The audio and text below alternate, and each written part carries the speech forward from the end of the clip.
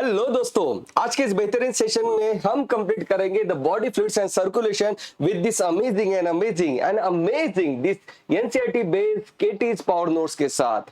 जैसे कि मैं अपना ऑलरेडी डिस्कशन इसके बारे में हुआ है कि एनसीईआरटी को हमें बार बार पढ़ना है और एनसीईआरटी के ऊपर हमें एक स्ट्रांग होल्ड बनाना है।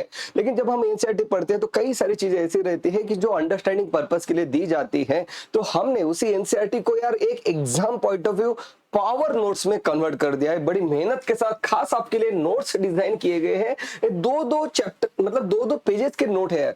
बड़े से बड़ा चैप्टर आपको 2 से 2.5 पेज में मिल जाएगा। ये देखो यहाँ पे सेकंड पेज पे चैप्टर कंप्लीट हो रहा है। तो जब आप इस तरीके से प्रिपेयर करते हो तो एक स्ट्रांग होल्ड आ जाता है आपका इन एनसीईआरटी के ऊपर इसके through. Okay, so these are NCERT based KTs power note. अब ये शॉर्ट नोट से इसका मतलब ये नहीं कि यहाँ पे कुछ छूट गया है। जब आप एनसीईआरटी पढ़ो उसके बाद आप ये पढ़ो तो आपको लगेगा, मतलब 100% श्योर हो जाओ कि सभी के सभी पॉइंट इसमें कवर किए गए हैं। Okay, so let's start the NCERT based KTs power notes body fluids and circulation. इन नोट्स की जो लिंक है डिस्क्रिप्शन में आपको मिल जाएगी। चलो बेटा, अब शुरुआत करते हैं इस पर्टिकुलर सेशन की। ओके, तो भाई साहब बात हो रही है बॉडी फ्लूइड की, उसके बाद बात होगी सर्कुलेशन की। बॉडी फ्लूइड मतलब क्या है यार? यहाँ पे बात हो रही है कि यार ब्लड की बात हो रही है, ब्लड की। So let's talk about the blood. Okay, now, yes. So blood is the most commonly used body fluid by most of the higher organisms for transport of nutrient and gases। बात हो रही है कि भाई कई सारे organism में, higher organism में ब्लड को ही ट्रांसपोर्ट करने के लिए, वेरियस न्यूट्रिएंट्स और गैसेस को ट्रांसपोर्ट करने के लिए ब्लड का यूज किया जाता है। जैसे कि इकाइनोडर्मेटा में क्या था? वाटर वास्कुलर सिस्टम, उसके पास ब्लड नहीं था। ओके, उसके बाद जैसे जैसे इवोल्यूशन हुआ, चीजें आगे बढ़ी, तो भाई ब्लड की डिस्कवरी हुई। ब्लड को एक ट्रांसपोर्ट मीडियम हम कहते हैं। मतलब आप ब्लड में ऑक्सीजन डाल दो, बॉडी तक पहुंच जाएगा। ब्लड में आप कोई इंजेक्शन लगा दो, पूरे बॉडी तक पहुंच जाएगा। तो ब्लड एक ट्रांसपोर्ट मीडियम है बेटा। ओके, नाउ ये ब्लड किस टाइप का टिश्यू है? Is it a nervous tissue? Is it किस टाइप का टिश्यू है यार? तो यहाँ पे is it a muscular tissue? नहीं, it is a connective tissue बेटा। Blood is a special connective tissue. जैसे कि आपका बोन हो गया, ये तो कनेक्टिव टिश्यू आता है आपका। आप कहोगे लेकिन बोन तो हार्ड है, ब्लड तो भाई ऐसा लिक्विड स्टेट में, ऐसा क्यों? क्योंकि कनेक्टिव टिश्यू का क्या फीचर होता है? कनेक्टिव टिश्यू का फीचर होता है कि ये रहा आपका सेल और उसके बाजू में रहता है यहाँ पे मैट्रिक्स। ओके, जैसे कि बोन में ये रहते ऑस्टियोसाइट, ये रहता उसका सॉलिडिफाइड मैट्रिक्स। सही बात है, ये रहा connective tissue.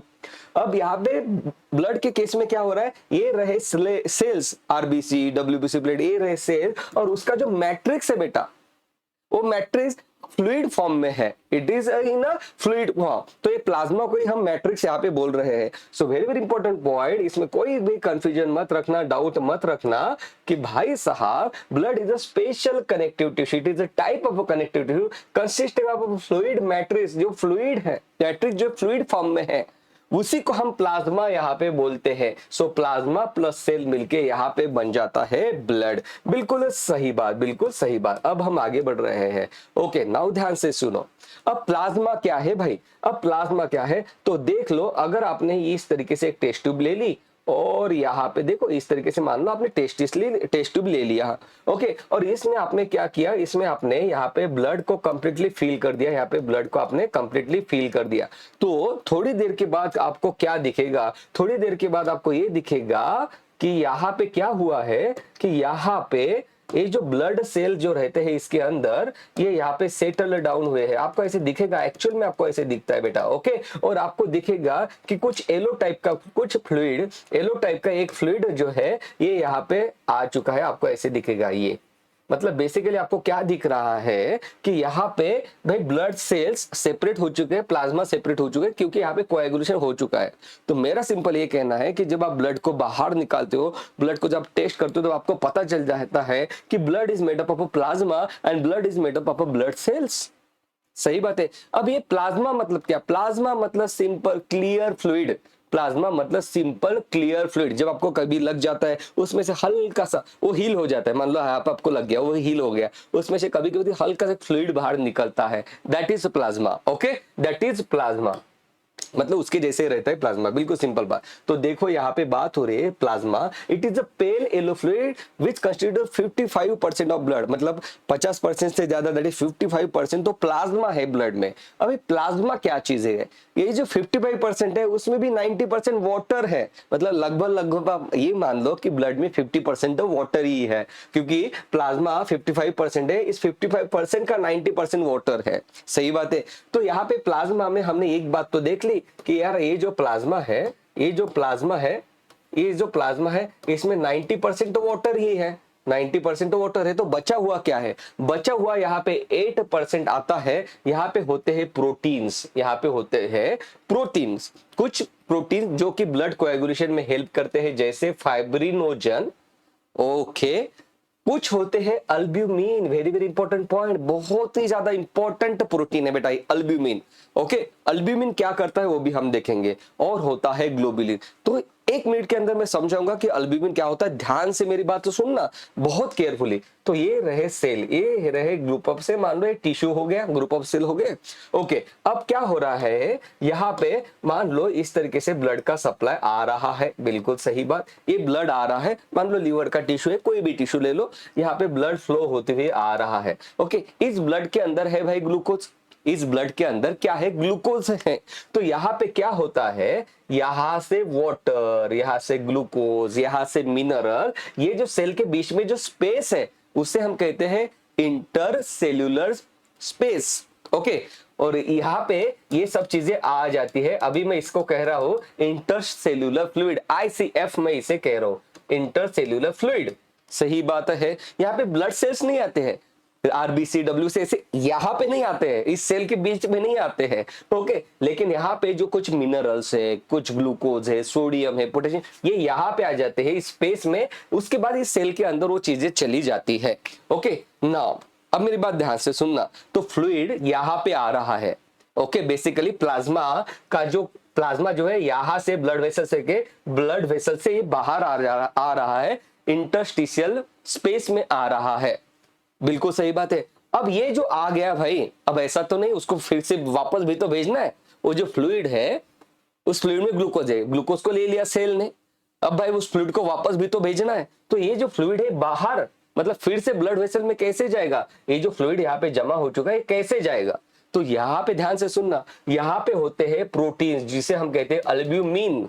Albumin can not cross this blood vessels endothelium, albumin blood में ही रहता है। तो अल्ब्यूमिन क्या करता है, वाटर को अपनी तरफ अट्रैक्ट करता है। अल्ब्यूमिन क्या करता है, वाटर को अपनी तरफ अट्रैक्ट करता है, उसे हम कहते हैं ऑन्कोटिक प्रेशर, उसे हम क्या कहते हैं, ऑन्कोटिक प्रेशर। बिल्कुल सही बात है। तो बिकॉज ऑफ अल्ब्यूमिन, बिकॉज यहाँ पे वही कंसेप्ट लग रहा है बेटा ऑस्मोसिस वाला। ओके, सोलिड कॉन्सेंट्रेशन वो सब चीजें यहाँ पे वो लग रहे हैं, मैं डिटेल में नहीं जाऊंगा, पढ़ा है ऑलरेडी। तो यहाँ पे अल्ब्यूमिन क्या करता है, अल्ब्यूमिन की वजह से ये जो फ्लूइड है ये अब फिर से रिटर्न चला जाता है। अब ध्यान से सुनो, मान लो यहाँ से मैंने अल्ब्यूमिन निकाल दिया तो ये फ्लूइड नहीं जा पाएगा रिटर्न, अब ये फ्लूइड एक्यूमुलेट हो जाएगा। मान लो पैर में एक्यूमुलेट हो गया आपके, तो ऐसे केस में हम क्या करते हैं, पेशेंट को अल्ब्यूमिन का इंजेक्शन लगाते हैं। Very very important point. तो मैं आपको ये बताना चाह रहा हूँ यहाँ पे कि अल्ब्यूमिन जो है ये भाई साहब बहुत इंपॉर्टेंट है to maintain the osmotic pressure, to maintain the oncotic pressure, इन चीजों के लिए। सही बात है। ओके, ग्लोबुलिन क्या है, आपने जो पढ़ा है एंटीबॉडी, एंटीबॉडी क्या होती है, they are proteins in nature. किस टाइप का प्रोटीन, ग्लोबुलर प्रोटीन, तो globulin. So globulin which is used in defence mechanism. तो हम बात कर रहे हैं यहाँ पे कि भाई प्लाज्मा में 90% वाटर है, 8% प्रोटीन है। प्रोटीन में फाइब्रिनोजन प्रोटीन है जो आपके ब्लड कोएगुलेशन में हेल्प करता है। प्रोटीन में अल्ब्यूमिन है जो आपको ऑस्मोटिक ऑन्कोटिक प्रेशर में मेंटेन करता है, हेल्प करता है। ग्लोबुलिन आपका डिफेंस मैकेनिज्म के लिए आपका बहुत ज्यादा जरूरी है बेटा। ओके, नाउ यहाँ पे और क्या क्या होता है, सोडियम, कैल्शियम, मैग्नीशियम, बाइकार्बोनेट, ये सब चीजें इसी प्लाज्मा के अंदर होती है। मतलब यहाँ पे क्या क्या आ गया, कोएगुलेशन फैक्टर आ गया, आपके फाइब्रिनोजन, बाकी के कोएगुलेशन फैक्टर सब कुछ प्लाज्मा में होते हैं। तो मान लो इस प्लाज्मा में से मैंने कोएगुलेशन फैक्टर निकाल दिए, अलग अलग टाइप के कोएगुलेशन फैक्टर है, याद करने की बिल्कुल जरूरत नहीं, कुछ बच्चे करते हैं, टाइम वेस्ट होगा, उन्हें नहीं आएगा एमसीक्यू। ओके, तो ये जो क्लॉटिंग फैक्टर है मान लो आपने निकाल लिए प्लाज्मा में से, तो अब आपके पास जो रहेगा वो रहेगा सीरम, वो रहेगा सीरम, उसे हम कहते हैं सीरम। नाउ मेरी बात ध्यान से सुनो, आपने क्या किया, ब्लड लिया, ब्लड में से सभी cells that is red blood से, व्हाइट ब्लड से, प्लेटलेट आपने निकाल दिए, जो आपके पास बचा वो रहा प्लाज्मा। प्लाज्मा में है वाटर, प्लाज्मा में है प्रोटीन्स, प्लाज्मा में सोडियम पोटेशियम कैल्शियम सब चीजें। अब इसी प्लाज्मा में से आपने क्लॉटिंग फैक्टर्स निकाल दिए, जो अब आपके हाथ में बचा है उसे आप सीरम कहते हो। तो मेरा ये कहना है कि सीरम में भाई ये ग्लोबुलिन भी तो है, सही बात है, सीरम में ग्लोबुलिन भी तो है। इसलिए कोविड के वक्त ये आपको बोला जा रहा था कि आपका सीरम डोनेट करो डोनेट करो, क्योंकि आपके सीरम में भाई ये है ग्लोबुलिन होते हैं, एंटीबॉडीज होते हैं जो दूसरे पेशेंट को दिए जाएंगे, उसकी हेल्प होगी। ये बात इवन अदार नाडियाड वाला जो है भाई साहब, जो इतने बड़े क्वांटिटी में कोविड की वैक्सीन बना रहा है, उसके इंस्टीट्यूट का नाम क्या है? Serum institute. क्योंकि वो क्या करता है, वो बोलता है कि मैं आपके बॉडी में एंटीबॉडी बना के दूंगा, तो उसके इंस्टीट्यूट का नाम है सीरम इंस्टीट्यूट, क्योंकि सीरम में एंटीबॉडी होती है, सीरम में क्लॉटिंग फैक्टर्स नहीं होते, बार बार बता रहा हूं, please note this down. Now अब हम आगे बढ़ रहे हैं, चलो नाउ ये तो हो गया मैट्रिक्स, दैट इज प्लाज्मा तो हो गया। Now let's talk about the form elements. Blood में क्या क्या होते हैं? आरबीसी, डब्ल्यूबीसी एंड प्लेटलेट्स होते हैं। Now let's talk about RBC. RBC क्या करते हैं? ऑक्सीजन को डिलीवर करते हैं, तो ढेर सारे आरबीसी की आपको जरूरत है, मिलियंस में रहते हैं। कितने मिलियन रहते हैं? 5 मिलियन आरबीसी पर mm³ ऑफ अ ब्लड, बिल्कुल सही बात है। नाउ रेड ब्लड सेल कहाँ पे फॉर्म होते हैं बेटा?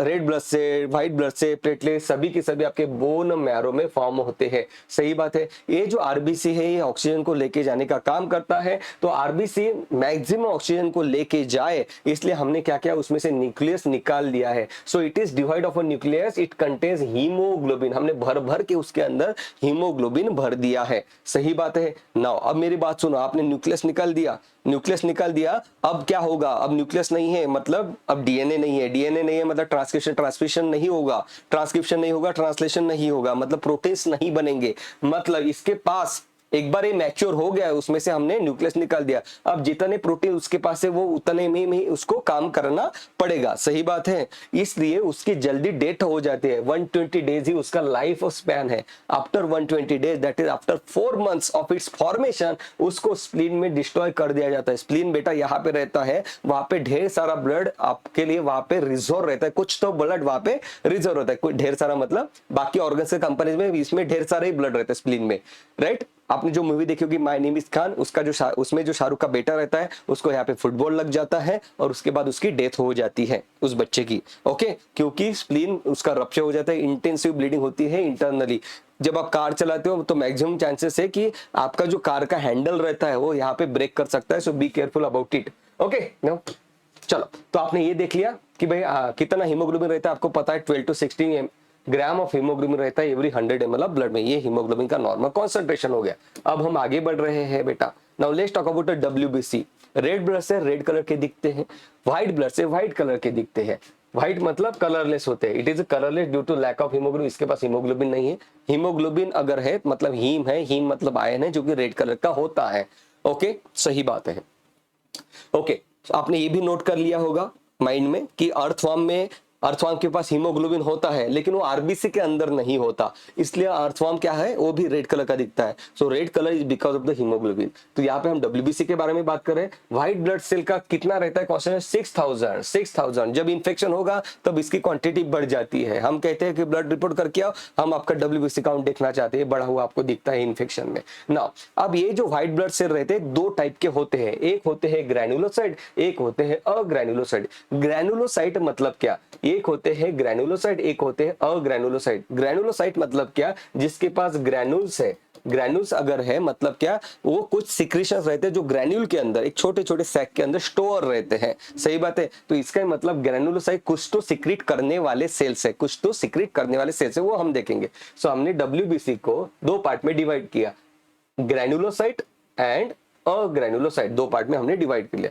अब ग्रैनुलोसाइट के भी 3 टाइप होते हैं, एक होता है न्यूट्रोफिल, एक है इवोसाइनोफिल और एक है बेसोफिल, सही बात है। Neutrophil these are the most abundance है, बहुत ही इंपॉर्टेंट सेल है न्यूट्रोफिल, ओके।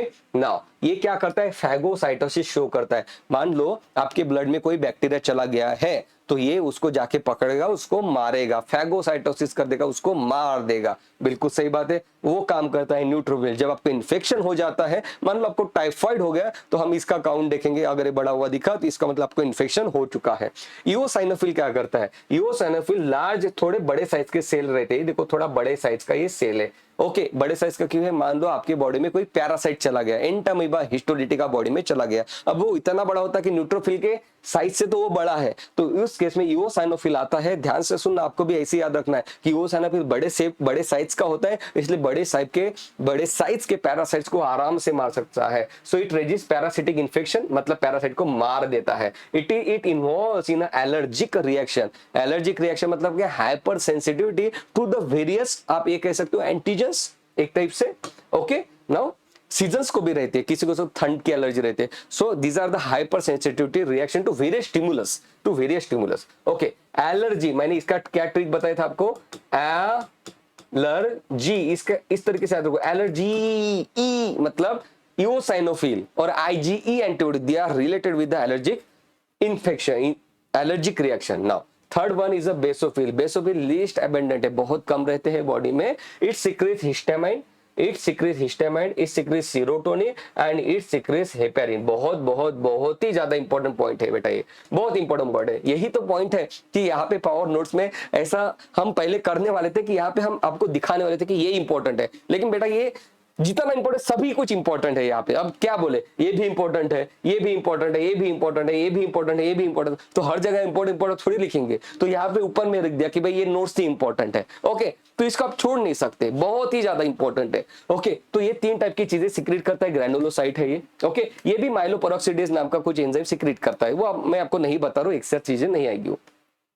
सो बेसोफिल क्या क्या सिक्रीट करता है? हिस्टामाइन, सीरोटोनिन और हेपेरिन। अब देखो होता क्या क्या है, मान लो अब क्या होता है कि अब देखो ये रहा कोई टिश्यू है, मान लो एक टिश्यू है, ओके। मान लो अब एक तरीके से मैं आपको बताता हूं, मान लो ये आपके गैस्ट्रिक ग्लैंड्स है, गैस्ट्रिक मतलब डाइजेस्टिव जो सिस्टम है उसके सेल्स है। ओके, आपने कुछ गंदी चीज खा ली गंदी चीज मतलब इन्फेक्टेड चीज आपने खा लिया, और अब वो जो बैक्टीरिया है वो चला गया है आपके डाइजेस्टिव सिस्टम में। ओके, मान लो यहाँ पे ये चला गया है, बैक्टीरिया आ पहुंचा है। ओके, नाउ अब यहाँ पे क्या होता है, ध्यान से सुनना तो इंपॉर्टेंट, मजा आएगा आपको ये समझने, बहुत ही अच्छा कंसेप्ट है बेटा ये। ओके, तो यहाँ पे क्या होती है, यहाँ पे ब्लड वेसल्स होती है। ओके, नाउ अब ये जो ब्लड वेसल होती है, तो यहाँ पे क्या होता है, उसको डिटेक्ट कर लिया जाता है कि भाई यहाँ पे इन्फेक्शन हो चुका है, बैक्टीरिया आ चुका है, तो यहाँ पे न्यूट्रोफिल यहाँ पे आता है उसको मारने के लिए। सही बात है, लेकिन न्यूट्रोफिल कैसे आएगा? न्यूट्रोफिल यहाँ पे आना चाहिए, इसलिए उसका जो रोड है, उसका जो रास्ता है, उसको ओपन किया जाता है, मतलब ब्लड वेसल को डायलेट किया जाता है। यहाँ पे न्यूट्रोफिल आने से पहले, उसके आने से पहले यहाँ पे बेसोफिल आ जाएगा बेटा, यहाँ पे बेसोफिल आ जाएगा, ये बेसोफिल आएगा, यहाँ पे आने का हिस्टामाइन सिक्रीट करेगा। हिस्टामाइन ब्लड को डायलेट करता है, इंपॉर्टेंट एमसीक्यू है। हिस्टामाइन डायलेट्स, वैसोडाइलेटेशन करता है। वैसोडाइलेटेशन क्यों करता है? क्योंकि यहाँ पे वो ब्लड फ्लो बढ़ाना चाहता है ताकि न्यूट्रोफिल यहाँ पे आ जाए। सही बात है। और यहाँ पे क्या करता है, हेपेरिन सिक्रीट करता है। हेपेरिन क्यों सिक्रीट करता है? ताकि ब्लड जो है ये कोएगुलेट ना हो। सही बात है। तो इस तरीके से ये चीज यहाँ पे आ जाता है, फिर न्यूट्रोफिल यहाँ पे आता है, उस बैक्टीरिया को मारने का काम करता है। ये सिंपल में बताया, डिटेल में हम पढ़ने ही वाले हैं जब हम पढ़ेंगे special chapter innate immunity, acquired immunity, सब चीजें। चलो, so now let's talk about agranulocyte. Agranulocyte ये 2 टाइप के, एक होते हैं लिम्फोसाइट्स, एक होते हैं मोनोसाइट। लिम्फोसाइट्स मतलब क्या? एक है टी लिम्फोसाइट, एक है बी लिम्फोसाइट। तो सिंपल सा कंसेप्ट है, देखो टी लिम्फोसाइट्स मतलब क्या? टी लिम्फोसाइट्स का मतलब यहाँ पे ये होता है कि यहाँ पे ब्लड में लिम्फोसाइट बना, सॉरी बोन मैरो में, ये रहा बोन में लिम्फोसाइट बना और यहाँ पे ही मैच्योर हो गया। ऐसा लिम्फोसाइट जो बोन में बना और बोन में ही मैच्योर हो गया, उसे हम कहते हैं बी लिम्फोसाइट। कि भाई बी मतलब बोन। कुछ लिम्फोसाइट्स ऐसे होते हैं जो बोन में बनते हैं, उसके बाद वो लिम्फ नोड में जाते हैं आपके, और लिम्फ नोड में जाके, सॉरी थाइमस ग्लैंड में जाते हैं, और थाइमस ग्लैंड में जाके वो मैच्योर होते हैं। वो यहाँ पे थाइमस ग्लैंड में जाके मैच्योर, फिर ब्लड में रिलीज होते हैं, लिम्फ में रिलीज होते हैं। इस टाइप के लिम्फोसाइट को हम कहते हैं T lymphocyte. T for thymus gland में जो मैच्योर हुए, ये बोन में ही बने, बोन में ही मैच्योर हुए। तो इस तरीके से दोनों में डिफरेंस है, एक होता है बी लिम्फोसाइट, एक होता है टी लिम्फोसाइट। सही बात है। नाउ अब ये क्या क्या करते हैं भाई? T lymphocyte it is involve in a cell mediated immunity. ये सेल मेडिएटेड इम्यूनिटी न्यूनॉल होते हैं, और बी लिम्फोसाइट जो है ये एंटीबॉडी प्रोड्यूस करने वाले लिम्फोसाइट होते हैं। ऐसे मान लो कि आपके हाथ में गन है, गन मतलब बी लिम्फोसाइट, उसको आपने ट्रिगर किया, जो बाहर निकला वो antibody, that is called as antibody mediated immune response. Detail में हम पढ़ेंगे उस चैप्टर में, अभी के लिए इतना याद कर लो, this is T lymphocyte, this is B lymphocyte. Now अब हम आगे बढ़ रहे हैं। नाउ लेट्स टॉक अबाउट अच्छा मोनोसाइट्स के बारे में बात करनी है। सो मोनोसाइट्स भी फैगोसाइटोसिस शो करता है। आपको इन्फेक्शन हो गया, मोनोसाइट जाएगा उसको मारेगा। तो फैगोसाइटोसिस करने वाले कितने हो गए, एक हो गया न्यूट्रोफिल, एक हो गया मोनोसाइट। तो मैंने इसका ट्रिक आपको बताई थी कि मोना फैगोसाइटोसिस करती है, मतलब मोनोसाइट्स एंड न्यूट्रोफिल दोनों फैगोसाइटोसिस करने वाले सेल्स हैं। सही बात है। नाउ अब हम आगे बढ़ रहे हैं। Now let's talk about platelet. Platelet कितनी क्वांटिटी है, 3 लाख mm3। बहुत इंपॉर्टेंट होते हैं, डेंगू में इसकी क्वांटिटी कम हो जाती है, ब्लीडिंग चांसेस बढ़ जाते हैं। अब ये प्लेटलेट क्या करते हैं, it releases variety of substances most of which are involve in the coagulation और क्लॉटिंग ऑफ अ ब्लड। ये हम देखेंगे किस तरीके से ये सेंटेंस काम कर रहा है। नाउ जब प्लेटलेट कम हो जाते हैं तो भाई ब्लड का लॉस हो जाता है। प्लेटलेट कम हो जाते हैं तो इंटरनल ब्लीडिंग होने की संभावना बहुत ज्यादा बढ़ जाती है, excessive loss of blood from the body. ये जो सेंटेंस मैंने कहा इसके बारे में हम अभी नेक्स्ट टॉपिक में बात करने वाले हैं। ओके नाउ चलो अब हम आगे बढ़ रहे हैं। Now let's talk about blood groups. Blood groups, अब ये जो आपका एंटीजन है, ये रहा आपका आरबीसी। सही बात है। ये जो आरबीसी रहता है इसके ऊपर कुछ एंटीजन होते हैं। मान लो अगर इसके ऊपर ए नाम का एंटीजन अगर प्रेजेंट है तो मैं इस टाइप का जो पर्सन है उसको कहूंगा कि भाई इसका जो ब्लड ग्रुप है ब्लड ग्रुप ए है।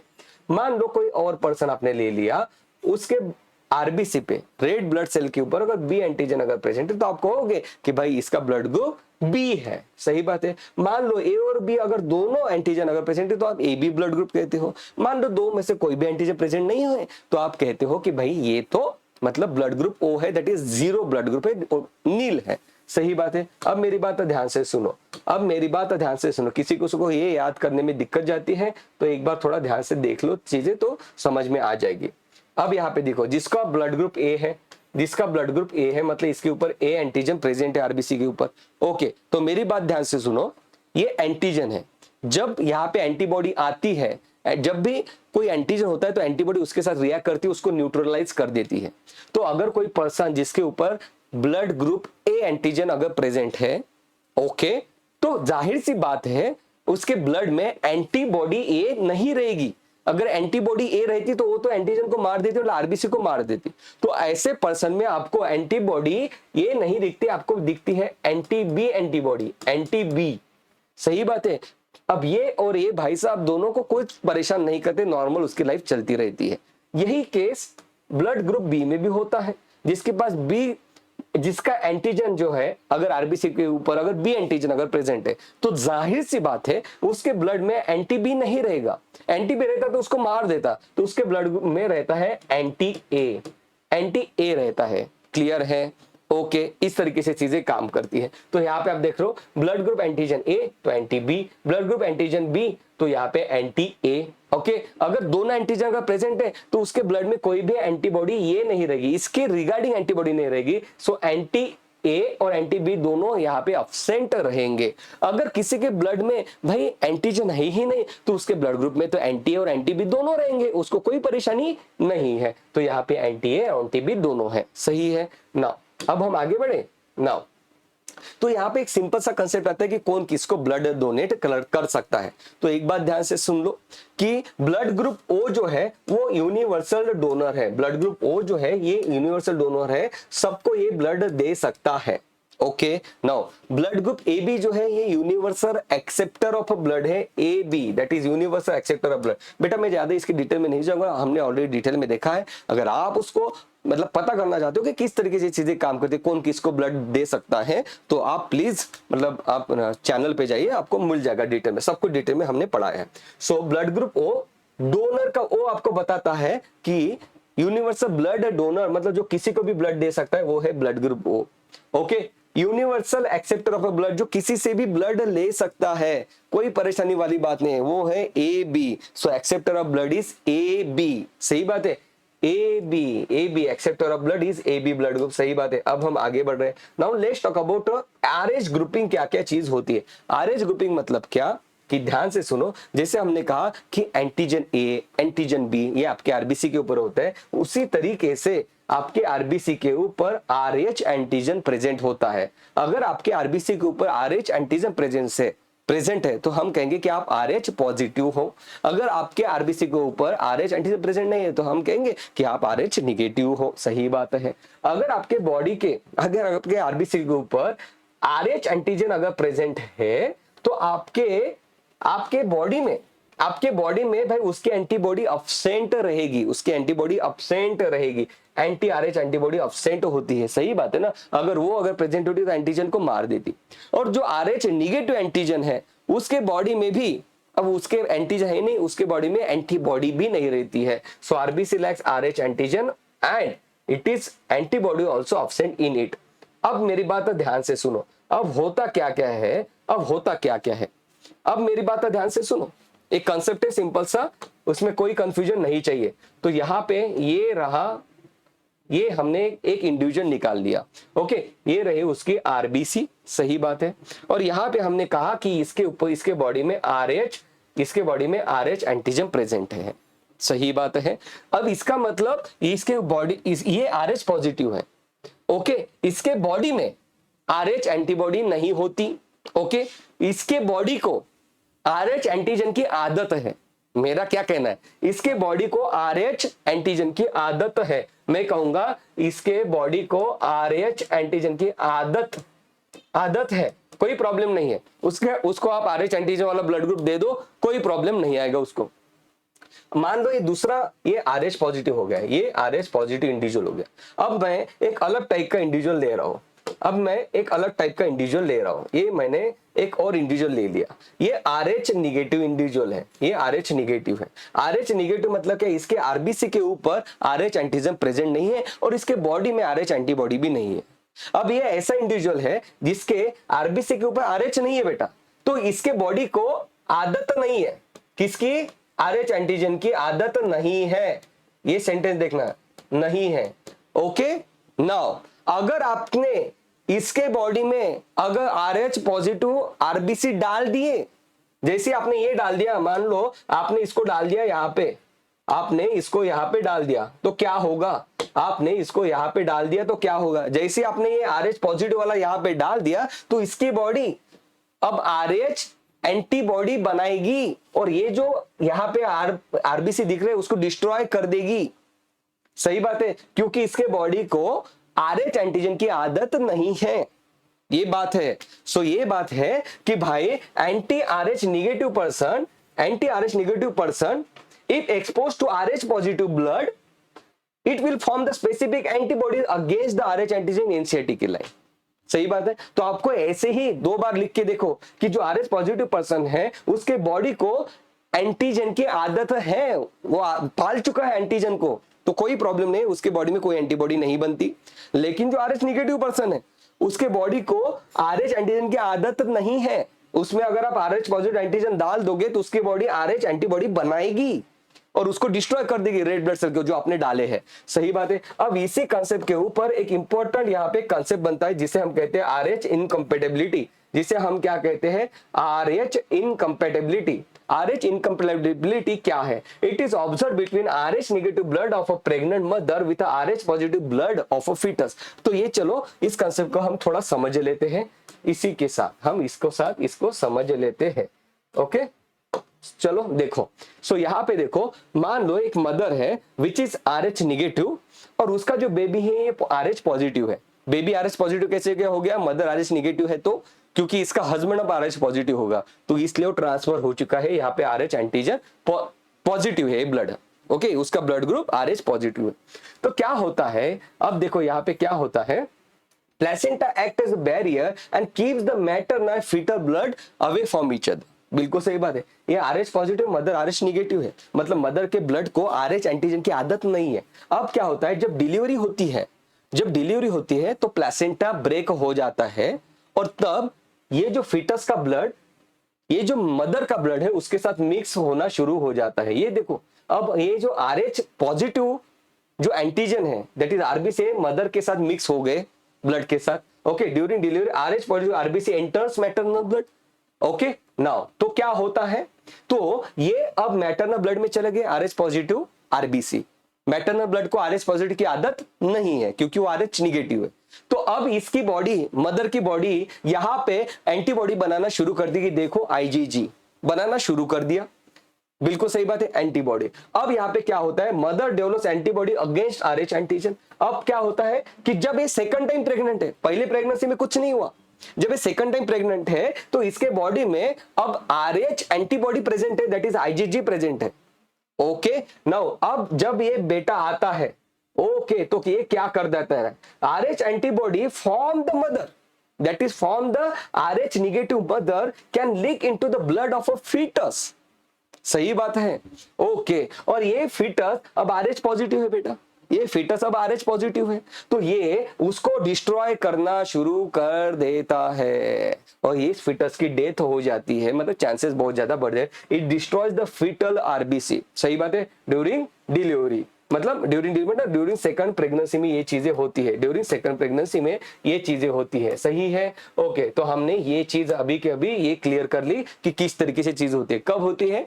RH इनकम्पेटिबिलिटी उसे हम कहते हैं, it is observe between RH negative blood of a pregnant mother with RH positive blood of a fetus. RH antibody from the mother, that is RH negative mother, can leak into the blood of the fetus and destroy the fetal RBC. जब baby का RBC destroy होगा, it will lead to the severe anaemia.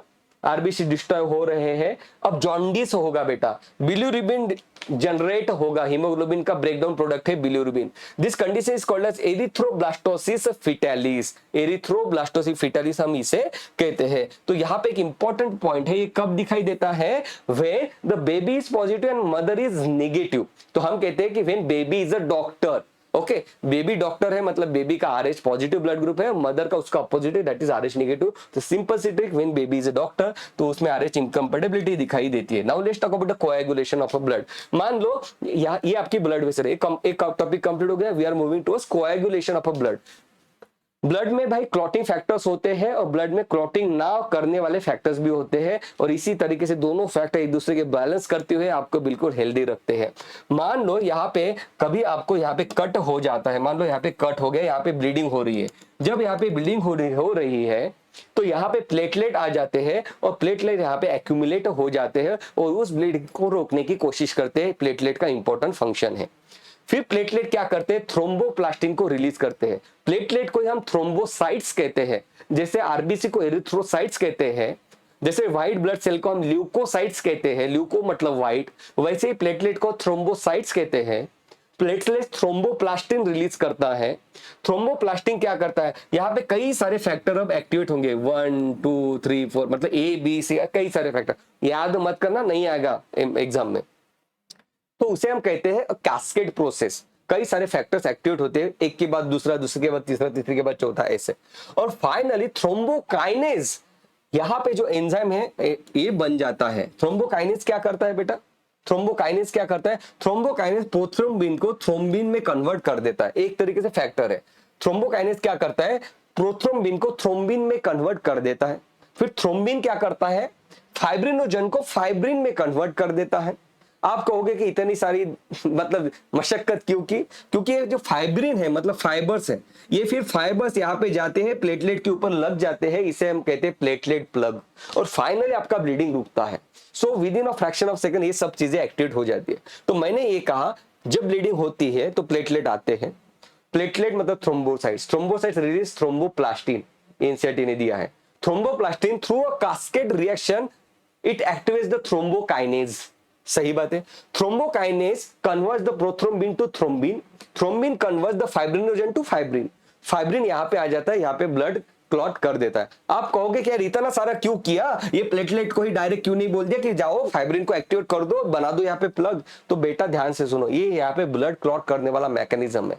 इस mechanism बहुत ही delicate mechanism है, बहुत ही important mechanism है। इस लाइक कि आपके हाथ में बटन हो गई, अगर ये थोड़ा भी गलत चला गया तो आपके बॉडी का कंप्लीट ब्लड कोएगुलेट हो जाता, अगर इस पाथवे में गड़बड़ हो जाती तो इसलिए इस पाथवे में हमने कई सारे ब्रेक्स लगाए हैं कि भाई तू इसको बोल, इसको बोला कि तू इसको बोल, इसको बोला कि तू इसको बोल, इसको बोला कि तू इसको बोल, ऐसे। तो ये जो ब्रेक्स होते हैं ना बेटा, ये ब्रेक्स इसलिए लगाए जाते हैं ताकि उस पर्टिकुलर रिएक्शन को कंट्रोल किया जा सके। सो वेरी वेरी इंपॉर्टेंट पॉइंट, ये आपको एग्जाम में पूछा जाता है। अब यहाँ पे एक इंपॉर्टेंट पॉइंट है कि कैल्शियम, भाई कैल्शियम जो होता है, ये calcium ion plays a very important role in a clotting. Very very important point. कभी कभी गम ब्लीडिंग के पेशेंट हमारे पास आते हैं, कहते हैं कि सर टूथ में से कई बार ब्लीड हो रहा है, उसमें मैक्सिमम टाइम चांसेस है कि वहां पे कैल्शियम की भी डिफिशियंसी हो। So calcium ion plays very important role in clotting. यहाँ पे हम एक चीज और नोट कर लेंगे बेटा, कौन सी चीज नोट कर लेंगे कि ये जो प्रोथ्रोम्बिन है, ये प्रोथ्रोम्बिन कौन रिलीज करता है? लीवर रिलीज करता है। बहुत इंपॉर्टेंट ऑर्गन है बेटा लीवर। ओके, विटामिन के भी यहाँ पे मदद करता है इस पर्टिकुलर रिएक्शन में।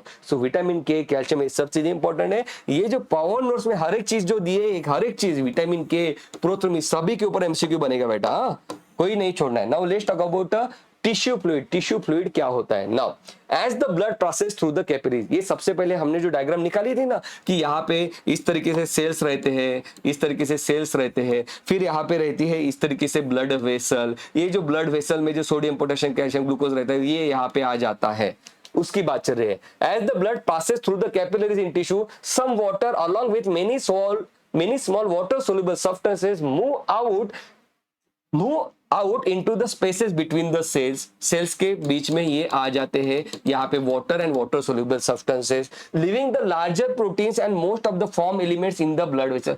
लार्जर प्रोटीन मतलब अल्ब्यूमिन यहाँ पे नहीं आता है। दिस फ्लूइड जो यहाँ पे अब जो फ्लूइड आ चुका है ब्लड में से, which is very much similar to the plasma, okay, because very much similar to the plasma, उस फ्लूइड को हम कहते हैं इंटरस्टिशियल फ्लूइड। उस फ्लूइड को हम कहते हैं इंटरस्टिशियल फ्लूइड। इंटरस्टिशियल मतलब क्या? The space between the cells, या तो फिर हम उसे टिश्यू फ्लूइड कहेंगे। सही बात है। Exchange of nutrients and gases between the blood and the cells always occur through this fluid। very very important, हमने शुरुआत में ही ये चीज देख ली। now an elaborate network of vessels called as lymphatic system collects this fluid and drains it back to the major vein। तो हमने ये देखा कि यहाँ पे जो फ्लूइड आता है, उसमें से जो फ्लूइड जो है ये रिटर्न चला जाता है यहाँ पे ब्लड वेसल में, और जो फ्लूइड बचा हुआ है उसको ड्रेन करने के लिए यहाँ पे स्पेशल लिम्फेटिक सिस्टम रहती है। उस लिम्फेटिक सिस्टम में ये लिम्फ अब चला जाता है। ओके, सही बात है। नाउ यहाँ पे ध्यान से देखो, the fluid present in the lymphatic system it is called as a lymph.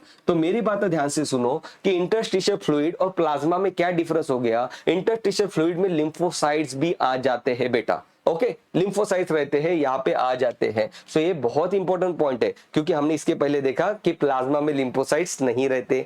सो यहाँ पे जो इंटरस्टिशियल फ्लूइड रहता है वो it is very much similar to the plasma. मेरा जैसे कि वैसे सेंटेंस एग्जाम में आएगा, एक टिपिकल स्टैंडर्ड एमसीक्यू है। Interstitial fluid it is much similar to the plasma, but this interstitial fluid contains lymphocytes. बिल्कुल सही बात है। The fluid present in the lymphatic system it is called as a lymph. फिर इसको ही drain करके हम lymphatic system में अब डाल रहे हैं, जिसको हम लिम्फ कह रहे हैं। Lymph is a colourless fluid containing specialised lymphocyte. देखो अब आ गया, लिम्फ इज अ क्या है भाई? Lymph is a colourless fluid containing specialised lymphocytes होते हैं which are responsible for the immune response of the body. Very very important point. आपको पता है कि जो फैट का जो एब्जॉर्प्शन हो रहा था, जो हमने डाइजेस्टिव सिस्टम में हम पढ़ते हैं, fats are absorb through the lymph in the लैक्टियस।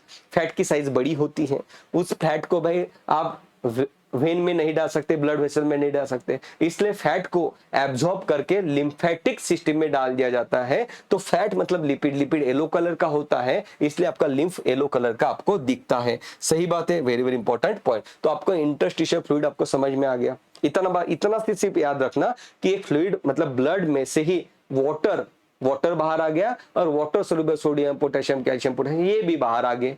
सही बात है। जो बना उसे हम कहते हैं इंटरस्टिशियल फ्लूइड। सही बात है। चलो अब हम आगे बढ़ रहे हैं। Now let's talk about a circulatory pathway. आपने इसके पहले इंटरस्टिशियल फ्लूइड में क्या नोट कर लिया? यहाँ पे प्लीज, यहाँ पे एक एमसीक्यू और बनेगा बेटा, मैं छोड़ नहीं सकता बेटा, है ना। इंटरस्टिशियल फ्लूइड में लार्जर प्रोटीन्स नहीं रहेंगे प्लीज। प्लाज्मा में लार्जर प्रोटीन्स होते हैं, है ना, और लार्जर प्रोटीन ब्लड वेसल को क्रॉस करके नहीं आ पाए। यहाँ पे जो हमने सेंटेंस देखा ना अभी, कहाँ पे गया भाई? हाँ, exchange of nutrient between the blood and the cell always occur through the tissue fluid and elaborate network drains it back। हाँ, इधर है वो। यस, कौन सा? ये देखो, the spaces between the cells of leaving the larger protein and most of the form elements in the blood vessel। तो larger protein इसमें नहीं रहते बेटा। तो इंटरस्टिशियल फ्लूइड में आपका अल्ब्यूमिन नहीं रहता है, please note this down. Larger protein नहीं रहते, यहाँ पे एमसीक्यू बन सकता है, इंपॉर्टेंट है। हाँ, नाउ चलो so let's talk about the circulatory pathway. हमने बात की बॉडी फ्लूइड्स एंड सर्कुलेशन की, तो बॉडी फ्लूइड नाम का टॉपिक अपना कंप्लीट हो गया। अब बात करें सर्कुलेशन की, तो दो टाइप की सर्कुलेटरी सिस्टम हमें एनिमल्स में दिखाई देती है। एक होता है ओपन सर्कुलेटरी सिस्टम, एक होता है क्लोज सर्कुलेटरी सिस्टम। तो देखो ओपन सर्कुलेटरी सिस्टम मतलब क्या, blood is pump by the heart passes through the large vessels into open spaces called as sinuses। पहले क्लोज सर्कुलेटरी सिस्टम की बात करते हैं, फिर ओपन पे हम आ जाएंगे। क्लोज सर्कुलेटरी सिस्टम मतलब क्या है, blood is pump by the heart, जैसे हमारे बॉडी में होता है, it is circulated through the close network of blood vessel, जैसे हमारे बॉडी में कई सारे ब्लड वेसल्स होते हैं। ओके, तो इसे हम कहते हैं क्लोज सिस्टम। मतलब क्या कि ये देखो ये हार्ट है, इस हार्ट ने ब्लड को पंप किया जो कि ब्लड वेसल में से आ रहा है, यहाँ पे गया। फिर ब्लड वेसल की कई सारे ब्रांचेस रहती है और यहाँ पे ये जो न्यूट्रिएंट्स है इसको डिलीवर किया जाता है टिश्यू में।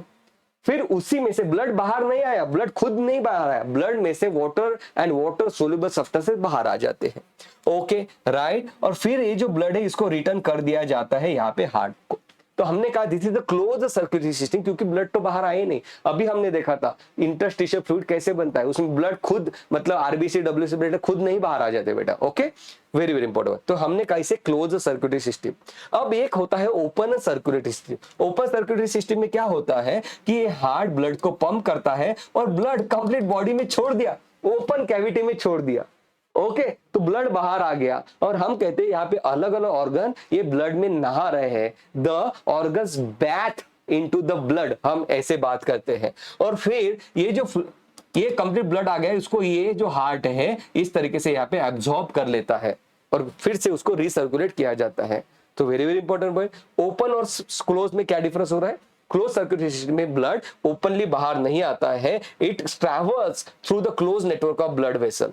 ये आपको कहां पे दिखाई देता है, कॉर्डेट्स में, ये आपको दिखाई देता है कॉर्डेट्स में और एनेलिड्स में। Very very important point, chordates और एनेलिड्स, एनेलिड्स भूलना मत बेटा, एनेलिड्स में भी क्लोज सर्कुलेटरी सिस्टम होती है। ओपन सर्कुलेटरी सिस्टम जो लोअर ऑर्गेनिज्म में दिखाई देते हैं ये लोग छोड़ के, सही बात है। Now let's proceed. अब यहाँ पे बात हो रही है कि हार्ट कितने चैम्बर का रहता है। अगर आप यहाँ पे फिश का अगर हार्ट देखो, ये रही आपकी यहाँ पे फिश, ये रही फिश का अगर आप यहाँ पे हार्ट देखो तो ये रहा वेनस हार्ट। यहाँ से हार्ट में से जो ब्लड है ये चला जा रहा है गिल्स तक, फिर गिल्स उसमें ऑक्सीजन डालता है, ये देखो रेड कलर का ब्लड हो गया, ये चला जाता है फिश के अलग अलग ऑर्गन्स टिश्यूज के पास ब्लड, फिर टिश्यूज ने उसमें से ऑक्सीजन ले लिया, डीऑक्सीडेटेड ब्लड जैसे ब्लू ब्लड रिटर्न कर दिया हार्ट को। तो हम कहते हैं फिश के पास भाई वेन मतलब सिर्फ डीऑक्सीडेटेड ब्लड वो सर्कुलेट कर रहा है, हमारा हार्ट ऑक्सीडेटेड एंड डीऑक्सीडेटेड दोनों सर्कुलेट करता है, ये सिर्फ डीऑक्सीडेटेड ब्लड सर्कुलेट कर रहा है। तो हम कहते हैं फिश का हार्ट एक वेनस हार्ट है।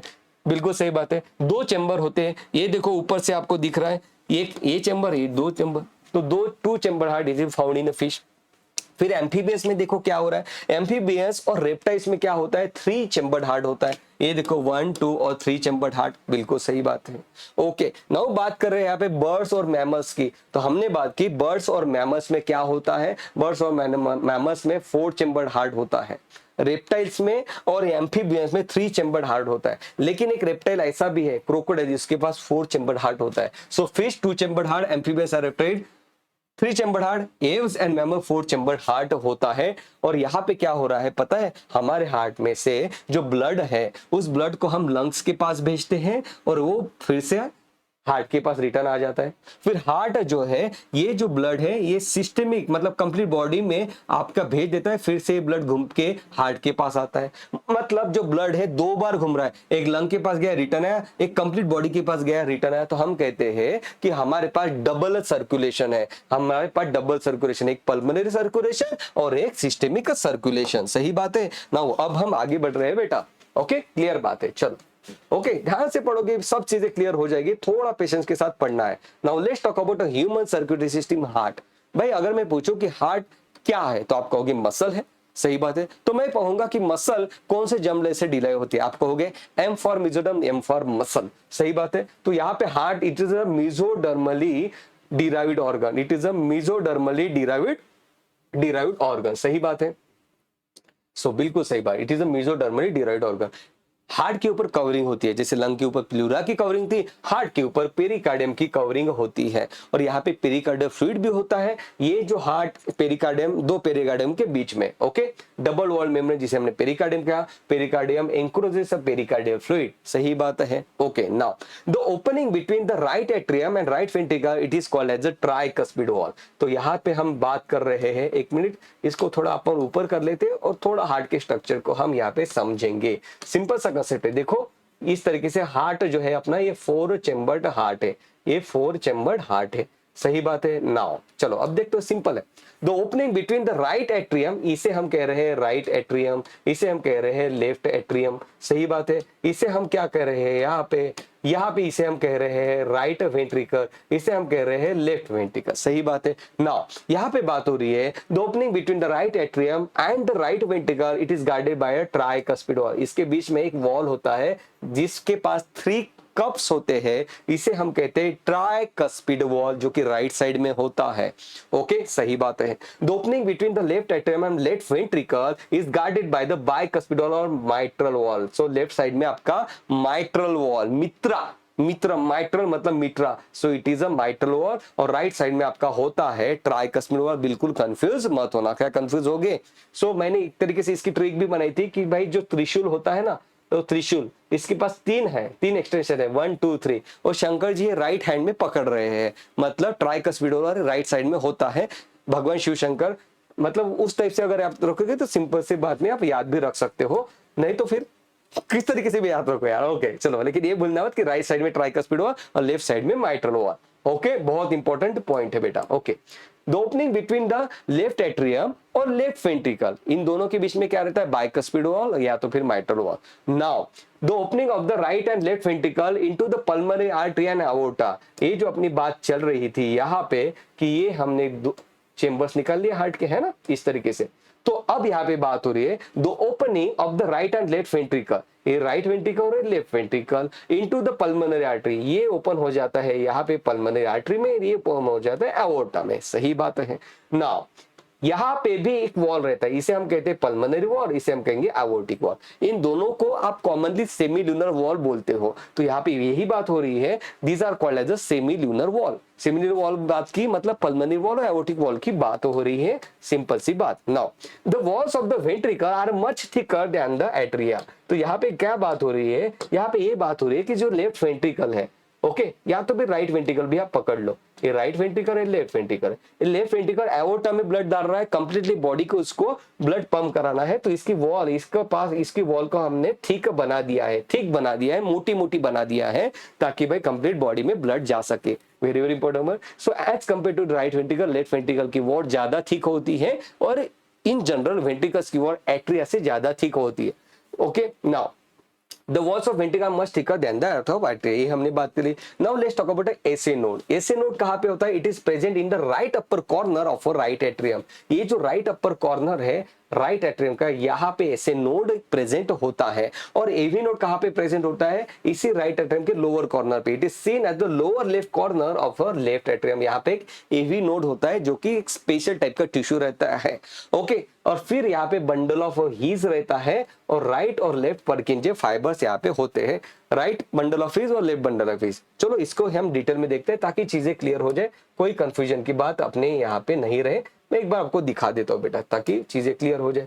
ओके राइट, चलो ओके, ये तो हमने देख लिया। नाउ ये देखो, right atrium, left atrium, right ventricle, left ventricle. यहाँ पे राइट एट्रियम में जो ब्लड आता है, ये आता है through superior and inferior vena cava. बिल्कुल सही बात है। नाउ अब यहाँ पे राइट एट्रियम से ब्लड आता है राइट वेंट्रिकल में, और फिर यहाँ पे रिटर्न नहीं जाना चाहिए, इसलिए यहाँ पे होता है ट्राइकस्पिड वॉल। सही बात है। फिर राइट वेंट्रिकल से जो ब्लड है ये चला जाता है पल्मोनरी आर्टरी के थ्रू, ये पल्मोनरी आर्टरी के थ्रू लंग्स के पास से चला जाता है। बिल्कुल सही बात है। और यहाँ पे भी ब्लड रिटर्न नहीं जाना चाहिए, इसलिए यहाँ पे पल्मोनरी वॉल होता है। साथ में आपने नोट कर लिया कि पल्मोनरी आर्टरी में डीऑक्सीजनेटेड ब्लड जा रहा है, डीऑक्सीजनेटेड ब्लड यहाँ पे राइट साइड में आता है। तो आपने नोट कर लिया कि पल्मोनरी आर्टरी एक ऐसी आर्टरी है जो कि ऑक्सीडेटिव ब्लड कैरी कर रही है। जनरली आर्टरी ऑक्सीडेटिव ब्लड ही कैरी करती है। फिर क्या होता है, ये जो लंग है, ये ब्लू कलर का ब्लड इसके पास आया, दैट इज डीऑक्सीडेटिव ब्लड इसके पास आया, उसने यहाँ पे ऑक्सीजन डाल दिया, तो अब ऑक्सीडेटेड ब्लड जो है लेफ्ट एट्रियम में पहुंच जाता है। सही बात है, ये देखो ब्लड आ गया लेफ्ट एट्रियम में, फिर ब्लड चला जाएगा लेफ्ट एट्रियम से लेफ्ट वेंट्रिकल में। ओके, अब ये रिटर्न नहीं जाना चाहिए, इसलिए यहाँ पे होता है बाइकस्पिड वॉल, जिसे हमने माइटल वॉल कहा। फिर लेफ्ट वेंट्रिकल से ब्लड जो है ये एओर्टा के थ्रू बाहर चला जाता है, यहाँ पे भी एक एओर्टिक वॉल होती है। सही बात है। ओके, नाउ अब हम बात कर रहे हैं एसए नोड और एवी नोड की। तो हमने ये बात की, एसए नोड रहता है राइट एट्रियम के अपर कॉर्नर पे। ओके, ये रहता है एवी नोड जो राइट एट्रियम के लोअर लेफ्ट कॉर्नर पे है। फिर यहाँ पे निकलता है बंडल ऑफ हीस, ये देखो बंडल ऑफ हीस यहाँ पे अराइज हो रहा है। ओके, तो भाई बंडल ऑफ हीस क्या करता है, बंडल ऑफ हीस यहाँ पे क्या करता है, कुछ नहीं, जो इंपल्स जनरेट होगा उसको कंडक्ट करेगा। और फिर यहाँ पे क्या क्या होता है, so AV bundle of His it arise from the AV node located at the top of the interventricular septum. Okay now, okay now अब भाई आगे चल, हाँ सॉरी, ओके ये कहा गया भाई। ओके नाउ, और ये यहाँ पे रहता है, ये रहा बंडल ऑफ हीस। फिर ये जो बंडल ऑफ हीस है ये डिवाइड हो जाता है राइट बंडल ब्रांच और लेफ्ट बंडल ब्रांच में। Okay, so it divides into right and left bundle branches which are continuous with the Purkinje fibres within the ventricular wall. So right bundle में divide हो गया bundle of His और left bundle में divide हो गया। और यहाँ पे जो मुझे छोटे छोटे फाइबर्स दिखाई दे रहे हैं उसे मैं परकिंजे फाइबर्स कहता हूँ। तो यहाँ पे देखो ये क्या करता है, ये जो एसए नोड है भाई ये खुद ही इंपल्स को जनरेट कर देता है। स्पेशल मस्कुलर टिश्यू है, special muscular tissue, special muscle से बना हुआ, ये इंपल्स को जनरेट कर देता है। इंपल्स कंप्लीटली स्प्रेड हो रहा है एट्रिया में, फिर आ जाता है इंपल्स एवी नोड के पास। एवी नोड क्या करता है, उसी इंपल्स को आगे भेज देता है। ये देखो इंपल्स स्प्रेड हुआ, एट्रिया कांटेक्ट हुआ, फिर एवी नोड के थ्रू बंडल ऑफ हीस के through right and left bundle of his में जाके परपिंजे फाइबर्स के थ्रू ये जो इंपल्स कंप्लीटली हार्ट में स्प्रेड हो जाता है। फिर वेंट्रिकल कॉन्ट्रैक्ट हो जाते, देखो यहाँ पे वेंट्रिकल कॉन्ट्रैक्ट हो रहे हैं। सो very very important point. So SA node can generate maximum number of action potential that is 70 to 75 beats per minute and is responsible for initiating and maintaining the rhythmic activity of the heart and therefore it is called as a pacemaker। ऐसे node को हम pacemaker कह रहे हैं क्योंकि वो खुद इन impulse को जनरेट कर रहा है। सही बात है। ओके फाइन, इसके ऊपर हम फिर से आ जाएंगे नाउ। सो सही बात, अब हम आगे बढ़ रहे हैं। Now let's talk about a heart node. It is made up of a specialized cardiac muscle cell। ये जो ऐसे नोड है, एवी नोड है, ये सभी लोग क्या है, these are specialized muscle cell। Please उसको नर्व सेल मत मार्क करना, these are not a neuron जो कि इंपल्स कंडक्ट कर रहे, नहीं, ये स्पेशल टाइप के मसल सेल्स है। सही बात है। Now they are auto excitable, कोई उसको बोलता नहीं कि भाई तू इंपल्स जनरेट कर। अपना हार्ट जब से अपना जन्म हुआ है, मतलब फर्स्ट मंथ हम अपने मदर के यूटेरस में थे, उसके फर्स्ट मंथ के एंड में अपना हार्ट बीटिंग शुरू हुआ, वो अब तक चल रहा है। हार्ट खुद ही इंपल्स जनरेट करता है, इट इज ऑटो एक्साइटेबल। ऐसे नोट जनरेट एक्शन पोटेंशियल कितना, 70 to 75 बीट्स पर मिनट, तो आपका हार्ट रेट रहेगा 70 to 75 बीट्स पर मिनट। सही बात। Now let's talk about a cardiac cycle. Now let's talk about a cardiac cycle. तो यहाँ पे बात करते हैं कार्डियक साइकिल की, पहले पढ़ लेते हैं, फिर मैं आपको इसका एनिमेशन भी दिखा दूंगा। To begin with, all the 4 chambers of the heart are in a relax state, that is they are in a joint diastole. शुरुआत में सभी के सभी हार्ट चेंबर जॉइंट डायस्टोल में रहते हैं। फिर क्या होता है, tricuspid and bicuspid valve open होते हैं and the blood from the pulmonary vein and vena क्या हुआ, flows into the left and right ventricle respectively through the left and right atria. सही बात है। नाउ ऐसे node now generates action potential. अब atria का सिस्टोल होता है और इसके बाद एट्रिया में जो ब्लड है ये चला जाता है वेंट्रिकल में, मैं दिखा दूंगा आपको। उसके बाद now ventricular contraction causes closure of tricuspid and bicuspid valve followed by the opening of a semilunar valve, blood flows into the pulmonary artery and aorta and ventricle relaxes. कुछ समझा नहीं, कोई बात नहीं, अभी के अभी हम इसकी डायग्राम दिखा देते हैं, सभी चीजें समझ जाएगी आपको। सो यहाँ पे देखो, यहाँ पे ये बात हो रही है कि यहाँ पे दोनों एट्रिया दोनों वेंट्रिकल रिलैक्स है। हम कह रहे हैं कि हार्ट जो है जॉइंट डायस्टोल में है, रिलैक्स है मतलब डायस्टोल में। जब ये हार्ट रिलैक्स होता है तो यहाँ पे भाई अब कोई प्रेशर नहीं है, तो यहाँ पे वेना कैवा के थ्रू ब्लड यहाँ पे आ जाता है राइट एट्रियम में और पल्मोनरी वेन के थ्रू ब्लड आ जाता है लेफ्ट एट्रियम में। सही बात है। ये देखो आ गया ब्लड। सही बात है। अब यहाँ पे ब्लड फील हो रहा है, ब्लड फील हो रहा है, होने के बाद यहाँ पे क्या हो रहा है, ये देखो, ये तो यहाँ पे प्रेशर बढ़ गया, फिर प्रेशर के साथ ब्लड नीचे आ जाता है। फिर भी अभी यहाँ पे 30% ब्लड बचा ही है। अब यहाँ पे ऐसे नोड जो यहाँ पे लोकेटेड था वो यहाँ पे इंपल्स जनरेट करता है और एट्रिया को कॉन्ट्रैक्ट करा देता है। अब ये चला गया नीचे, सही बात है, और यहाँ पे हो गई वेंट्रिकुलर फिलिंग, सही बात है। नाउ अब यहाँ पे जो दोनों वॉल है क्लोज हो जाते हैं क्योंकि हार्ट चाहता है कि जो ब्लड उसने यहाँ पे लाया इस चेंबर में रिटर्न फिर से यहाँ पे नहीं जाना चाहिए, इसलिए यहाँ पे दोनों वॉल क्लोज हो जाते हैं। ओके नाउ अब जो इंपल्स है एसए नोड से एवी नोड में आया, एवी नोड से बंडल ऑफ हीज में आया, फिर राइट और लेफ्ट बंडल में चला गया और परकिंजे फाइबर्स के थ्रू वेंट्रिकल में आ पहुंचा है। जैसे ही आ जाता है तो वेंट्रिकल कॉन्ट्रैक्ट हो जाता है और ब्लड पल्मोनरी, यहाँ पे पल्मोनरी आर्टरी और एओर्टा के द्वारा ब्लड बाहर चला जाता है। सो वेरी वेरी इंपॉर्टेंट पर यही चीज यहाँ पे बताई गई है। सो यहाँ पे हमने कहा कि शुरुआत में जॉइंट डायस्टोल में ब्लड फिल होना शुरू हुआ, फिर एट्रियल सिस्टोल हुआ और बाद में वेंट्रिकुलर सिस्टोल हुआ। ये कंप्लीट चीज जो है ये 0.8 सेकंड में कंप्लीट हो जाती है। ये 0.8 सेकंड में ये चीज कंप्लीट हो जाती है। ओके क्लियर बात है। नाउ अब हम आगे बढ़ रहे हैं। So heart beats at the rate of 72 beats per minute. Duration कितना है कार्डियक साइकिल का? 0.8 सेकंड। बेटा आपको लग रहा होगा कि मैं डिटेल में क्यों नहीं समझा रहा हूं। बेटा डिटेल में ऑलरेडी वीडियोस अवेलेबल है, एक एक घंटा भी पढ़ाया है मैंने ये हार्ट की साइकिल, कार्डियक साइकिल 1 मिनट में भी पढ़ाया है। और अब ये जो पावर नोट्स में है ना बेटा, ये आपके रिवीजन पर्पस के लिए बनाए गए। अगर आपको कोई भी डाउट लग रहा है तो जल्दी से जाना है मतलब चैनल पे सर्च करना है बायोलॉजी बॉम्ब कार्डियक साइकिल, आपके सामने डिटेल में आ जाएगा। 40-45 मिनट के, 1-1 घंटे के लेक्चर है एक एक टॉपिक के ऊपर। नहीं okay now duration of cardiac cycle is 0.8 second, 0.8 second. Okay now अब यहाँ पे जो हार्ट ब्लड पंप करता है, एक बार बीट करने पे हार्ट ने पंप कर दिया, जितना ब्लड बाहर आया उसे हम कहते हैं स्ट्रोक वॉल्यूम। कितना होता है stroke volume? 70 ml। 70 ml blood एक टाइम में हार्ट बाहर पंप कर देता है। अब हार्ट 1 मिनट में कितने बार पंप कर रहा है? 70 टाइम्स। ओके और एक बीट में कर रहा है 70 ml। सही बात है, 70 बीट्स हो रही है 1 मिनट में। तो मैं कहूंगा कि भाई 1 मिनट में कितना ब्लड बाहर निकला? एक बीट में निकलता है 70 ml, तो 70 बीट्स में निकलेगा 4900 ml, that is 5000 ml, that is 5 litre blood. तो उसे हम कहते हैं कार्डियक आउटपुट। सो कार्डियक आउटपुट जो रहता है ये 1 मिनट के लिए रहता है। The volume of blood pump out by each ventricle per minute, okay, वो रहता है कार्डियक आउटपुट। स्ट्रोक वॉल्यूम मतलब क्या? Pump by 1 beat, that is stroke volume. तो कोई कंफ्यूजन इसमें नहीं रखना, सिंपल सा एमसीक्यू है। Now let's talk about heart sound. जैसे ही भाई ट्राइकस्पिड बाइकस्पिड और क्लोज हो जाते हैं तो साउंड आता है लब, सही बात है। और जैसे ही सेमिनल वॉल क्लोज हो जाए तो साउंड आता है डब। सो लब डब जो स्टेथोस्कोप से आप सुनते हो तो ये साउंड आपको सुनाई देता है। Very very important word. Now अब हम आगे बढ़ रहे हैं बेटा। Now let's talk about this particular, कहां पे गया भाई? ओके अब तो हम एंड पे आ पहुंचे बेटा। Now let's talk about ECG. So जब एट्रिया जब कॉन्ट्रैक्ट होता है तो उसे हम कहते हैं एट्रियल कॉन्ट्रैक्शन, एट्रियल एक्साइटेशन या तो फिर एट्रियल डीपोलराइजेशन। बहुत ही वर्डिंग इंपॉर्टेंट है, नहीं तो एग्जाम में आपको अलग अलग वर्डिंग देगा, आप कंफ्यूज हो जाओगे। एट्रियल कॉन्ट्रैक्शन मतलब एट्रिया एक्साइट हो गया, मतलब एट्रिया डीपोलराइज हो गया। जब एट्रिया कॉन्ट्रैक्ट होता है तो ईसीजी में आपको पी वेव दिखाई देती है, P wave. Okay atria contract होने के बाद इंपल्स चला जाता है वेंट्रिकल के पास। अब वेंट्रिकल कॉन्ट्रैक्ट होता है, जैसे ही वेंट्रिकल कॉन्ट्रैक्ट हुआ तो आपको ईसीजी में दिखाई देती है क्यूआरएस कॉम्प्लेक्स, सही बात है। फिर वेंट्रिकल हो जाता है रिलैक्स, जैसे ही वेंट्रिकल रिलैक्स हो गया तो आपको टी वेव दिखाई देती है, सही बात है। सो इस तरीके से PQRS टी वेव आपको ईसीजी में दिखाई देती है। ईसीजी का लॉन्ग फॉर्म है इलेक्ट्रोकार्डियोग्राफ, सही बात है। ओके सो रिलैक्सेशन मतलब रीपोलराइजेशन या तो फिर रिलैक्सेशन ऑफ वेंट्रिकल्स। तो यहाँ पे कोई भी आप डाउट मत रखना, कोई भी डाउट यहाँ पे मत रखना। ओके डीपोलराइजेशन मतलब कॉन्ट्रैक्शन, रीपोलराइजेशन मतलब रिलैक्सेशन।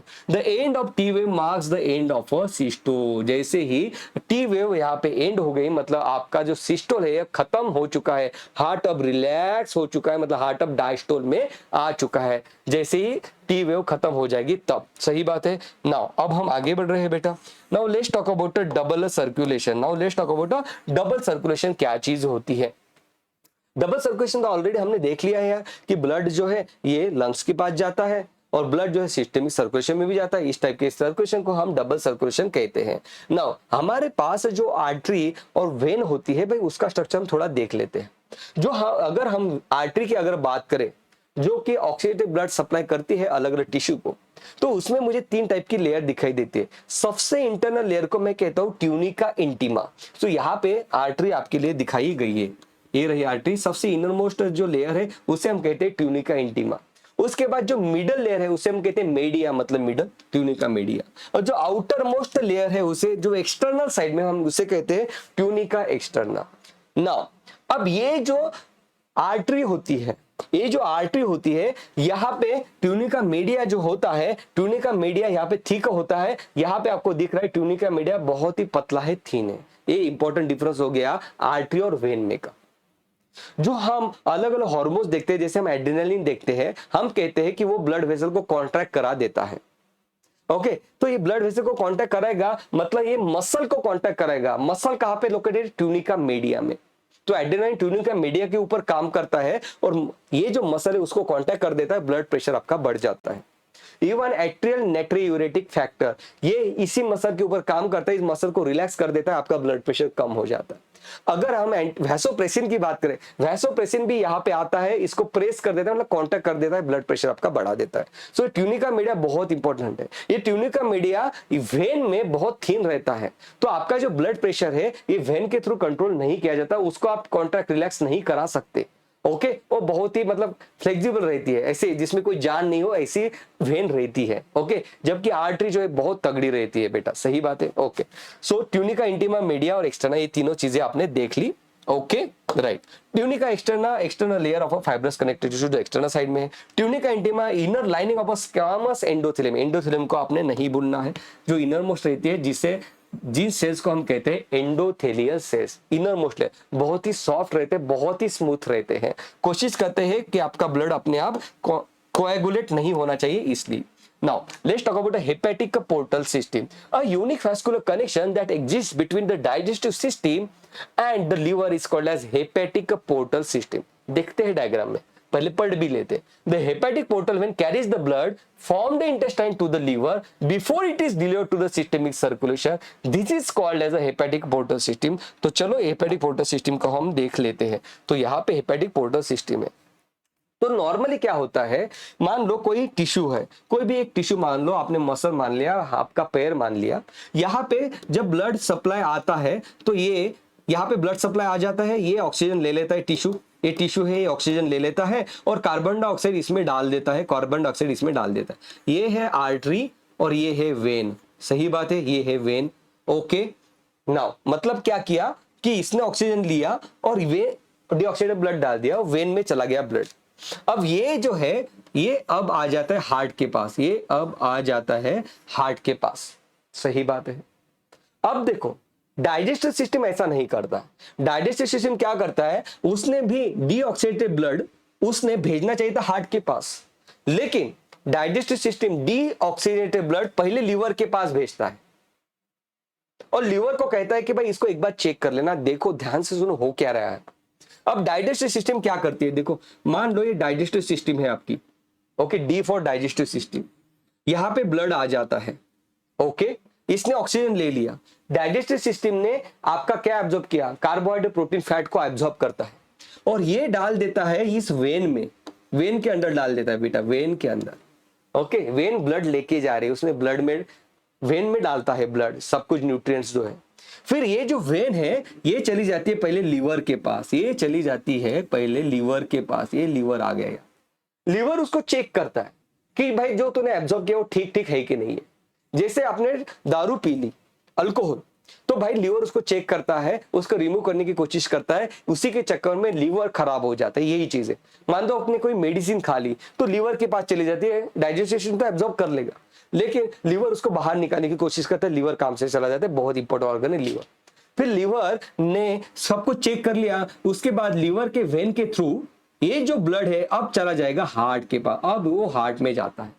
तो मैंने ये कहा कि ये जो स्पेशल टाइप का कनेक्शन यहाँ पे मुझे दिखाई दिया, इसे हम कहते हैं पोर्टल सर्कुलेशन। पोर्टल सर्कुलेशन, सही बात है। तो ये पोर्टल सर्कुलेशन क्या है, ये आप देख रहे हो कि यहाँ पे देखो ये सही सभी जो वेन्स है, ये सभी के सभी वेन्स भाई लीवर के पास लेके जा रहे ब्लड को कि भाई साहब इसको देखना, जरा चेक तो कर लेना कि जो मैंने ऑब्जर्व किया वो ठीक ठीक है कि नहीं है, कि क्या इसमें कोई गड़बड़ी तो नहीं है, तो उसको बोला जाता है। Portal circulatory system. Portal circulation किसके बीच में होता है भाई? डाइजेस्टिव ट्रैक और लीवर के बीच में होता है। सही बात। ओके अब ये जो आपका जो हार्ट रहता है भाई, वो भी तो मसल है, उसको भी तो ऑक्सीजन मिलना चाहिए, उसको भी तो न्यूट्रिशन मिलना चाहिए। उसको कौन देता है? What is who supplies the blood to the heart? That is the coronary artery. So very very important point, coronary artery क्या करती है? It supplies blood to the heart. Very very important point. सही है। Now अब हम आगे बढ़ रहे हैं। चलो now let's talk about the regulation of a cardiac activity. Cardiac heart की एक्टिविटी को कौन रेगुलेट करता है? हमने बात की थी पल्मोनरी रेगुलेशन, मतलब लंग्स को कौन रेगुलेट करता है भाई? पॉन्स और मेडुला रेगुलेट करते हैं। कुछ कीमोसेंसिटिव एरिया रहते हैं ब्रेन में, वो रेगुलेट करते हैं। कुछ कीमोसेंसिटिव एरिया पेरिफेरी में रहते हैं जो रेगुलेट करते हैं। अब यहाँ पे क्या हो रहा है देखो, normal activities of the heart are regulated intrinsically. Normal activity of the heart are regulated intrinsically, that is auto-regulated by the specialized muscles, that is nodal tissues. Hence the heart is called as a myogenic heart. हमने देखा कि heart के पास beat करने के लिए खुद का tissue है, जिसे हमने ऐसे नोड का, which is a specialised muscle tissue. तो हम कह रहे हैं कि ये मायोजेनिक, मतलब भाई ये खुद, ये तो ऑटो एक्साइटेबल तो है ही, खुद ही खुद को एक्साइट कर रहा है, एंड इट इज मायोजेनिक। जैसे कॉकरोच का अगर आप हार्ट देखोगे तो कॉकरोच के हार्ट को ईच टाइम, हर बार बीट करने के लिए उसके न्यूरॉन के थ्रू उसके पास इंपल्स आते हैं कि भाई बीट कर, बीट कर। तो कॉकरोच का हार्ट न्यूरोजेनिक हार्ट है। सही बात है। ये जो है अपना जो heart, it is myogenic heart. आप बॉडी के बाहर निकालोगे फिर भी कुछ देर के लिए बीट करता हुआ रहेगा। क्यों? क्योंकि मायोजेनिक हार्ट है, खुद इंपल्स बना रहा है। आपने बॉडी के बाहर निकाल दिया, उसको कोई फर्क नहीं पड़ा, और न्यूरॉन के ऊपर डिपेंड ही नहीं है। फिर भी कुछ न्यूरॉन उसको कंट्रोल करने की कोशिश करते। कौन कौन? देखो, सो मेडुला ऑब्लांगेटा जो है, मेडुला ऑब्लांगेटा कैन मॉडरेट, उसमें हल्के से बदलाव कर सकते हैं जो कि इंपॉर्टेंट है। देखो, medulla oblongata can moderate the cardiac function through automatic nervous system. So medulla oblongata के थ्रू कुछ नर्व निकलते हैं, वैगस नर्व है, नहीं याद रखो नाम, ये हार्ट के पास जाती है। Sympathetic nerves can increase the heart rate of a heart. ये पैरासिम्पैथेटिक नर्व रहती है, जो वैगस नर्व की मैं बात करूं। सो देखो, मेडुला ऑब्लांगेटा के थ्रू सिंपैथेटिक और पैरासिम्पैथेटिक नर्व्स निकलेंगे। Sympathetic nerve increases the heart rate, the strength of ventricular contraction, thereby cardiac output. Sympathetic nerve क्या करती है पता है आपको? मतलब एक्टिवेट कर देती है। तो ये सिंपैथेटिक नर्व, मतलब सिंपैथेटिक मतलब क्या? जब आप एग्जाम में बैठोगे तो आपकी सिंपैथेटिक नर्वस सिस्टम एक्टिवेट हो जाती है, आपका हार्ट रेट तेज चलेगा, आपका कार्डियक आउटपुट बढ़ा हुआ दिखेगा। क्योंकि आप स्ट्रेस में हो तो बॉडी उस स्ट्रेस को मैनेज करने की कोशिश करती है bye releasing the adrenaline. Adrenaline क्या करता है? ये सब चीजें करेगा, हार्ट बीट को बढ़ा देगा, है ना, ये सब चीजें। So medulla oblongata sympathetic nerve के द्वारा ये सब चीजें कराता है। वही medulla oblongata by parasympathetic nervous system can decrease the heart rate, it can decrease the speed of conduction of the action potential and thereby the cardiac output को भी वो कम कर सकता है। पैरासिम्पैथेटिक नर्वस सिस्टम मतलब क्या? कोई आपकी फीट थपथपा रहा है कि भाई टेंशन मत ले, सब ठीक हो जाएगा, सब ठीक हो जाएगा, तो वो है पैरासिम्पैथेटिक नर्वस सिस्टम। और सिंपैथेटिक मतलब क्या? आप घोड़े पे चल रहे हो कि भाई चल चल चल जल्दबाजी करो, that is sympathetic nervous system. So medulla oblongata through the parasympathetic and sympathetic nervous system controls the heart function. Now let's talk about hormonal regulation. भाई कुछ हार्मोन्स भी होते हैं जो हार्ट के फंक्शन को कंट्रोल करते हैं। कौन से? जैसे एड्रेनल मेडुलरी हार्मोन, एड्रेनालिन, ये आपके हार्ट का आउटपुट बढ़ा देता है by acting on the sympathetic nervous system. Atrial natriuretic factor, atrial natriuretic factor, it is secreted by the atrium. Now ध्यान से सुनो, सिर्फ एंडोक्राइन ही ग्लैंड नहीं है जो हार्मोन को सीक्रेट करते हैं, कुछ ऑर्गन्स भी रहते हैं जो हार्मोन को सीक्रेट करते हैं, जैसे कि heart secretes the hormone. Heart का कौन सा part? Atria secretes the hormone called as atrial natriuretic factor. Natriuretic क्यों कहा जाता है? नाइट्री मतलब sodium.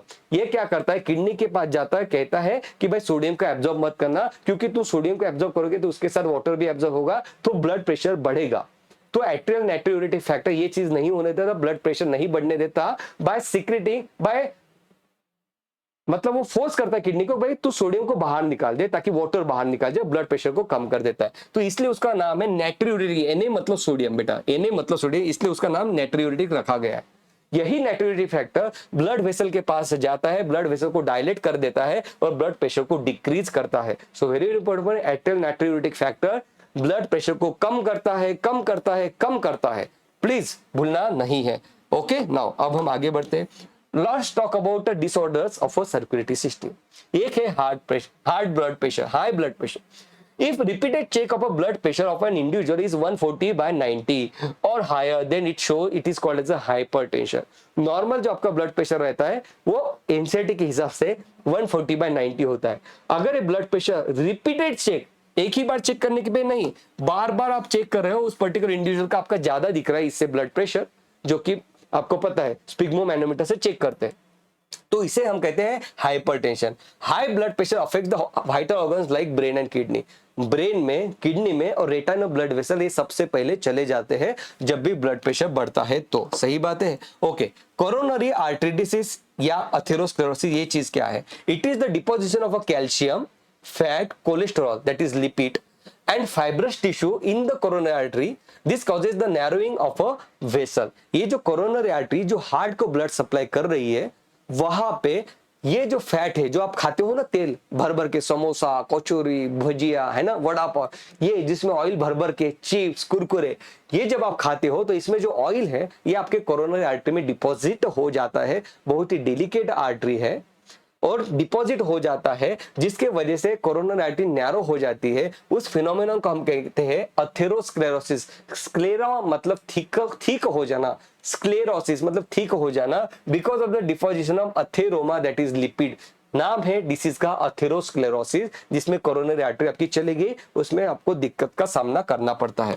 Now what is angina? Angina मतलब चेस्ट पेन, पेशेंट रोते हुए आ जाता है, उसे हम कहते हैं angina. More common among the middle aged and elderly. Middle age people जो कि कंप्यूटर पे काम कर रहे हैं दिन दिन रात भर, जो टिकटॉक वीडियो बना रहे हैं, सोच रहे हैं, टेंशन में है, वो है मिडल एजेड पीपल। और elderly appears when no enough oxygen is reaching the heart muscle.